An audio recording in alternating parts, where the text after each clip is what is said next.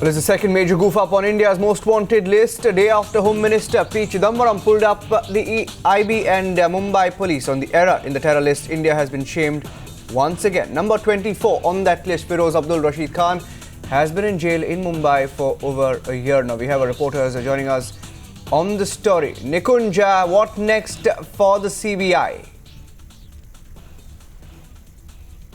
The Central Bureau of Investigation has said that they are revamping their entire National Center Bureau, which is known as Interpol Delhi. The fact is that the Director of Central Bureau of Investigation has told the Joint Director level officer to look into the complete revamp of the Central Bureau of Investigation's Interpol wing. What that revamp would mean would only become clearer with the passage of the day. It is my understanding that the Minister of Department of Personnel and Training, who is out of Delhi right now, Mr. V. Narayan-Samy, would be back in Delhi shortly. He would be speaking to the Secretary Department of Personnel and Training and also to the Director CBI to ensure that if there are any procedural lapses in collecting and collating the information that is received by various state police forces and passed on by the CBI to the Ministry of Home Affairs, those should be rectified. And if there are any departmental changes that requires for the CBI's better functioning, they are also carried out. And my own suspicion is that all that would be done over the weekend and by the beginning of next week, and one can see some major procedural departmental changes in the National Center Bureau, Interpol, Delhi. Bhavtosh is outside the CBI headquarters. Bhavtosh, are we expecting the CBI to probably speak out later today? Well, late last night, the spokesperson of CBI, Dharani Mishra, did speak to the media, and she said that CBI regrets its goof up, and they have also said they have taken certain procedural steps in improving the database. In fact, in a knee-jerk reaction, junior level officer has been suspended. 2 officers of the rank of Deputy SP and SP have been transferred, but the fact remains that the buck stops at a level of a joint director who must have seen what was going on and what was being sent to the Ministry of Home Affairs when it submitted the dossier.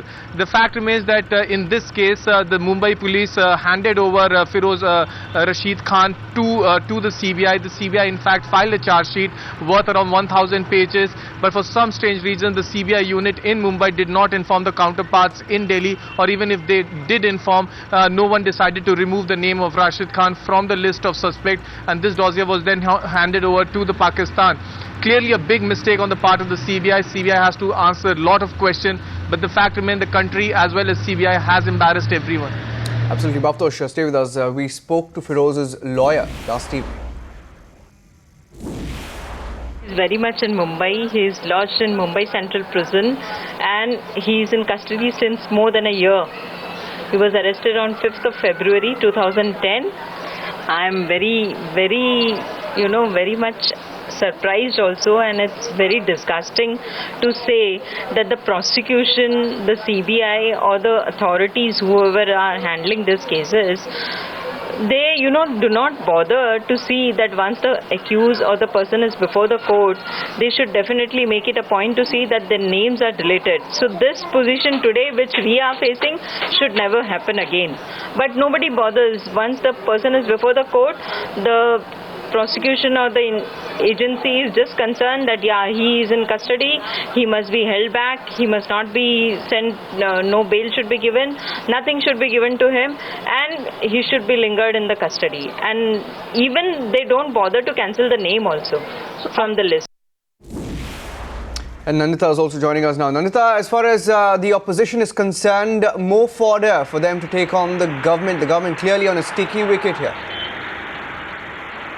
Yes, in fact, late last night, right after news started going out that there has been another error on that list, we saw senior leader of the BJP, Mr. Arun Jaitley, make a very strong statement saying that if the Home Ministry cannot handle, a series of errors, this is becoming somewhat of a habit on part of the government, and they've raised the issue of incompetence, blaming the UPA quite severely. Of course, it is a matter of deep embarrassment for the government. Also, embarrassed is the Congress, and we've been told that there will be no official statement per se, but they do admit that this has caused embarrassment to the party and put a huge question mark on India's position on terror and the claims that we have been making vis-a-vis Pakistan. So these are issues of great concern for the party, and we'll have to see if there is any official statement. Till late last night there was a concerted effort to not say anything on record, but today we understand that later in the day there could be a Congress core group meeting which does meet every Friday, and Mr. P. Chidambaram, the Home Minister, being part of that, may have to do some explaining to do on how this has happened, even though of course we do know that it is ultimately an error of compilation on part of the CBI, but the opposition is attacking the Home Minister, and he will have to do a bit of damage control within the party also.